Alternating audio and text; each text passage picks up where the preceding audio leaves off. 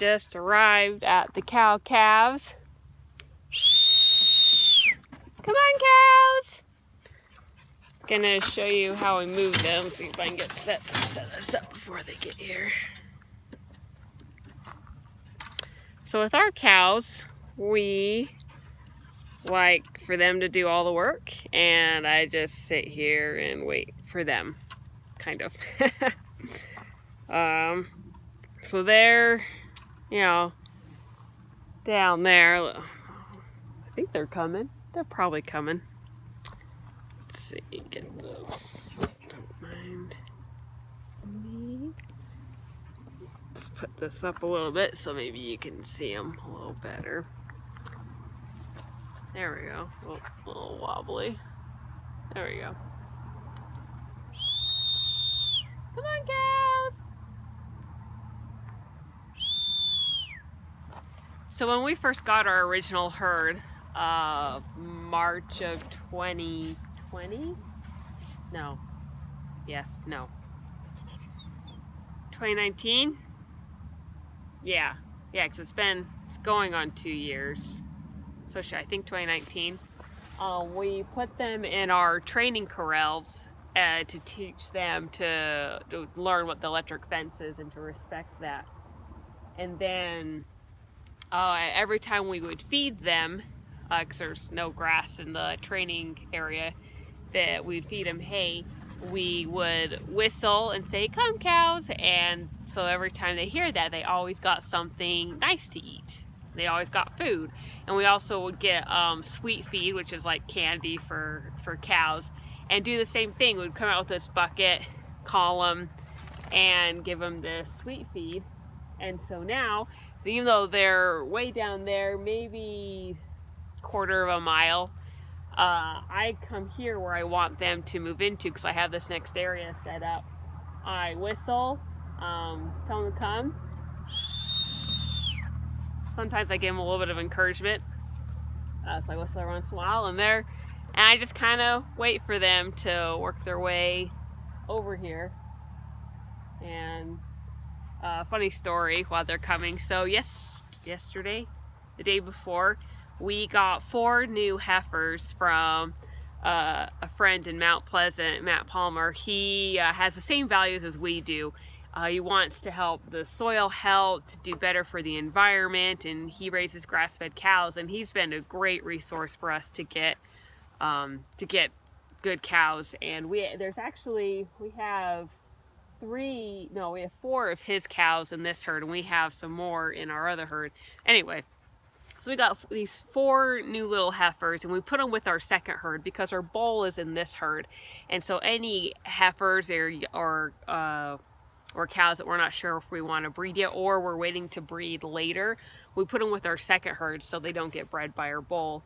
And anyway, so yesterday I let these 4 new heifers out into our other herd, and there's about 10-12 other cows in the other herd, and they were so excited. They were chasing these poor little heifers around, and this electric fence, good cows, come cows.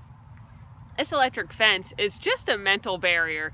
If the cows are stressed, scared, just cause, they could easily go through this. I mean, yes, it is unpleasant to touch, and in the right situations it is painful, but and they respect it normally. They can easily go through it. So I was worried with these little heifers being chased around that someone was going to go through a fence and it was just going to cause some problems. And so they were running north, and I was on the south end, and they were about here, maybe not quite a quarter mile away running. No, I wasn't a quarter mile away. Anyway, and I just let out a loud whistle. I was like, come on! And our trained cows just slammed on the brakes and just turned back around to me and ran back towards me to get let into the next section. And it was pretty funny. It made me feel like I was really something for training these cows. It's not hard. It's not hard to train these guys. It just, come on, all the way. Come on. Yeah, they learn really quickly. So you can't quite see here, but there's a reel here. Let me move this over so you can see this a little better. There we go. So there's a reel here. I'm gonna reel it up, and then they're gonna come into this section, and then they'll have new feet here. And it is kind of a long ways to walk, but just because of the lack of risers, and someday we'll go around and I'll show you like all these, like what a riser is and how we do water. We won't do that today.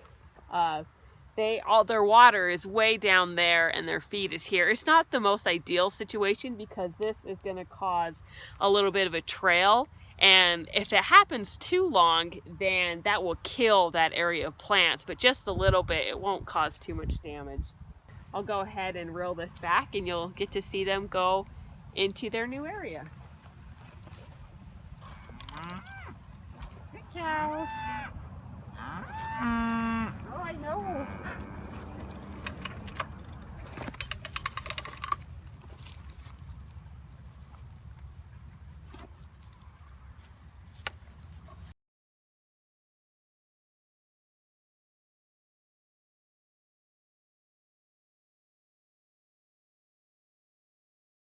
All right, there we are. We've successfully moved the cows into their new area.